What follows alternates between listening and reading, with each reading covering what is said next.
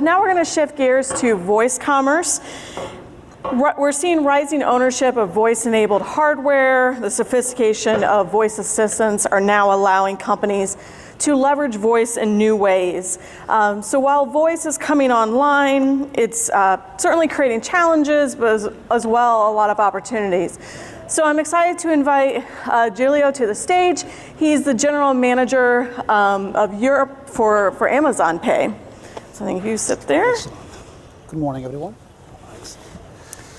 So I guess a good place for us to start is if you could describe your role for everyone. Sure. So good morning, everyone. Excited to be here. I'm Giulio. I'm in charge of Amazon Pay. So Amazon Pay basically enables the hundreds of millions of Amazon customers around the world to pay anywhere on the web, on Alexa, via voice, and in store using their Amazon credentials without creating another account. So we basically enable the same great user experience that I believe most of you have on Amazon, on websites outside of Amazon.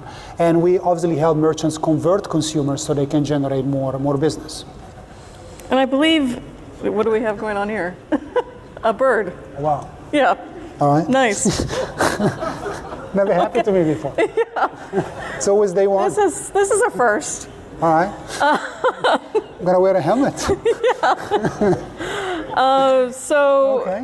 in terms of Amazon's activity in this space, it brings luck. Yeah. We'll always remember this, right? Yes, of course. What type of new announcements has Amazon made? With respect to voice commerce. Plenty of things. So last week, for example, we announced a few things. One of these is the ability for companies Amazon Pay merchants to have access to the Alexa notification system. So, for example, when you have bought something online using Amazon Pay, Alexa can send you a notification saying your item has been shipped and your item has arrived. So that obviously enhances the user experience, reduces customer support costs for merchants, and really enables your brand to be associated with a leading player in voice commerce. So these are some of the applications that we're building. And so what you're talking about there is very much kind of a post-purchase activity. It seems like so far a lot of, when we think about voice commerce, it's either kind of pre-purchase or post-purchase. When do you think we'll start to see it shift towards payments? We're already seeing that. We see a clear path to transactional experiences via voice. Let me give you a couple of examples. So first of all, we really believe that voice is one of those major technology shifts that come around every 10 or 15 years. This is obviously powered through smart devices and artificial intelligence. And we're still in very early stages, but some of the applications that we're seeing is kind of fairly simple applications like reorder, the pizza that you've ordered a couple of weeks ago, or book a cab, pay for your parking. Very simple applications that go through simple dialogues with with Alexa, and can enable consumers to purchase things via voice in less than 60 seconds. To give you a couple of practical examples, imagine that you live in London, you want to go see a show in the West End. All you have to do is to ask Alexa to open up London Theatre Direct, and in a few dialogues you can book your show, and after Alexa has confirmed the amount of the tickets that you just bought, she will basically debit your Amazon Pay account without any need for you to re-enter your credentials or type in any other or kind of communicate to Alexa another credit card instrument, because everything is already stored in your Amazon account. So some of the transactional experiences that we're building. When we think about the idea of this shifting towards more so payments, and what markets might drive it, I think at Euromonitor, a couple big ones that we have identified would be the US and China. You see a lot of the hardware and assistance coming out of there. So I know, we talked about this prior to getting on stage as well, if we look at some of our data. So this is some data that I shared in my first session as well, looking at share of total digital commerce. So thinking about purchases made through a digital device, what kind of percentage might be voice enabled. We also included some different European markets in there as well, since we're at Money 2020 Europe. So where I'm leading to is, what do you see? Obviously you're focused very much on Europe. Yeah. How do you see it taking shape?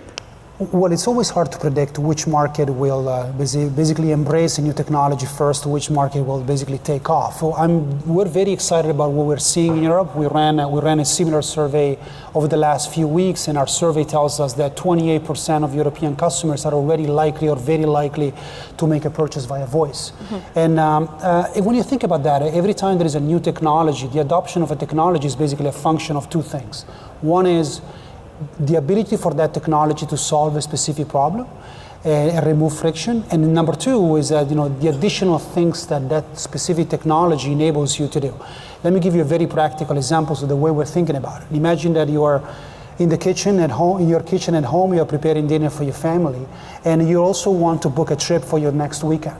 And you can start a dialogue with Alexa. Alexa, based on your profile and the circumstances and the context, can suggest a few ideas for your next vacation. And while you're preparing dinner, you can book a flight, book a rental car, everything via voice. So again, this is a technology that that enables you to solve a problem. In that specific case, obviously you're busy in cooking, so you cannot book a trip. And the second thing, it's completely contextual based on your profile. It enables you to discover new themes, vacation themes in this case, based on your profile through a simple dialogue.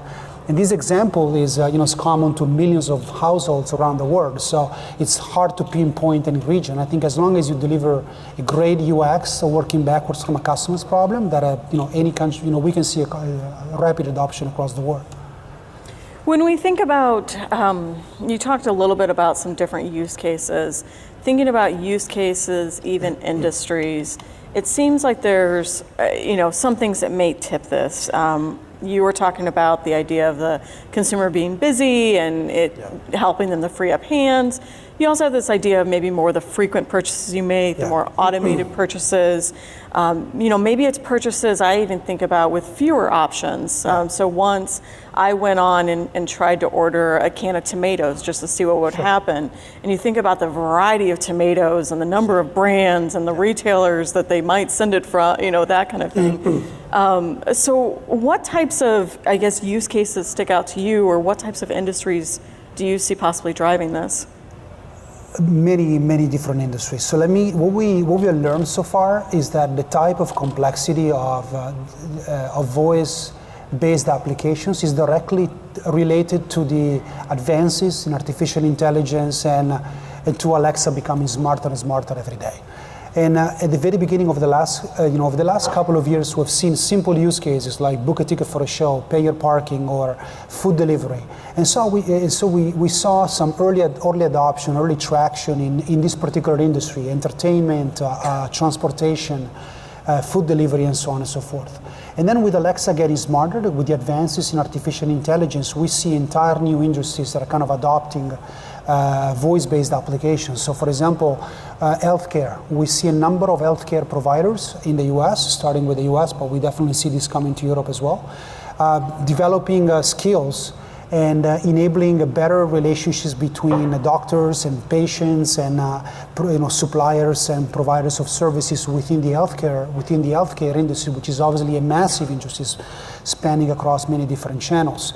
And Alexa has just been certified as a trusted and secure way for healthcare providers to receive and transmit patient data. Another industry that is obviously very complex is higher education. So we're seeing, again, a growing number of voice skills and voice-based applications being developed specifically for the higher education industries. And we see universities adopting this as a better way for their faculty to communicate with the students and vice versa. So we really see this the application of voice across a variety of different industries, because it's a better way, it's a faster way, it's a more natural way for human beings to communicate. And as natural language processing and artificial intelligence improve, that will become, we believe, a big part of the future in the way people interact with technology. Okay. When you talked about healthcare, I was wondering, could you elaborate a little bit on maybe some of those applications that are getting deployed? Yeah, it's very early days, but we see, for example, consumers consulting their own healthcare report, for example, through Alexa, through secure access, and we see kind of Alexa responding through their doctors. So it's a number of applications like this that are being tested, and we're going to see more and more of this. Okay. Well, one thing, we were here talking about different markets, and something that comes to mind is there's different types of consumers that are going to use this for sure, and some are more privacy conscious than others. A market that really sticks out to me whenever I think about Europe is Germany. As we look at our different surveys, when we think about attitudes towards the internet and privacy and trust and whatnot, that tends to be a market that scores on one end of the pendulum for sure. So when we think about the idea of privacy, how much do you think this might slow down momentum? Is it going to be a bigger struggle in some markets than another? And also, I think it'd be great to hear what Amazon's doing to, I guess, kind of address that. Well, obviously, privacy and data protection are massively important for us, and something that we take extremely seriously. We invest a significant amount of resources to protect our customers. The goal for us is to ensure that whatever channel the user engages Amazon with, we provide the same sense of trust and security that the customer is used to when they shop on Amazon. And the goal is to, and our philosophy is really to put the customers in the driver's seat. And if you look at the way Alexa works today, for example, the customers can, it's completely transparent. The customer can set their settings directly in the Alexa shopping app. They can set voice purchasing on and off. They can require a 4-digit code to confirm the transaction if they wish so. And again, we want to put the customer in the driver's seat and provide maximum transparency and safety. Every country we've learned that as certain nuances. Some customers, obviously different people in different countries look at privacy and data security in different way. But in general, what we've seen is that if you provide a great experience working backwards from the customer, you solve a customer problem through a great user experience, and you build that trust with customers. There are not that many differences across geographies. We've seen that over and over again throughout all the products and services that we've launched over the years. Okay. Another piece of data that we talked about before, this is an industry survey we do so we're asking industry professionals, kind of more broadly speaking, about digital transformation and technologies, and then how we see those technologies impacting commerce. So in our survey, industry professionals say AI is the hot technology for the next 5 years, or when we look at that far. And we asked them in a follow-up question how they see it being used. Voice-powered applications is more of a long-term play, more 5 years out. So I thought this was interesting. We fielded it in February of 2018 and then in September of 2018, so 6 months apart. And good news for you is it's picking up steam. So they're more confident about it, and also more confident about the applications in 5 years. So I don't know if you have any thoughts around that, other than you've got a business ahead? When you look at what is actually happening is the context. Some people will call it the ecosystem of voice is actually growing very fast, incredibly fast. We have done our part. At the end of 2018, the consumers have bought over 100 million Alexa devices.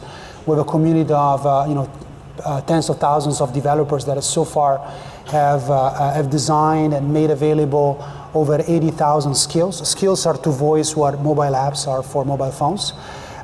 So companies and consumers can use this. And outside of this, you see millions of devices that are being built by third-party companies. In the personal computer vertical, for example, you have companies like Dell, Lenovo, and others that are building their devices with Alexa already embedded in it. You see, obviously, smart home devices. We see wearables. We see car manufacturers like BMW, Seat, and Volkswagen, for example, embedding Alexa already in the new model. So the ecosystem, the context is moving incredibly rapidly, and that will favor adoption of this technology. We like to believe that, I personally like to believe at least, that the voice commerce will be the next frontier in commerce, and obviously will have a big impact on the payments industry as well. And we don't see that as necessarily as taking share from other channels, but as creating net new experiences like the kitchen table that I was explaining a minute ago, things that you would not be able to do if it weren't for Alexa and for voice-based interfaces. The contextual value add, exactly. For sure. Exactly. Well, I think that was all the questions I had, so thank you for your time. It was Thank you. a great conversation. So, yeah, give him a round of applause.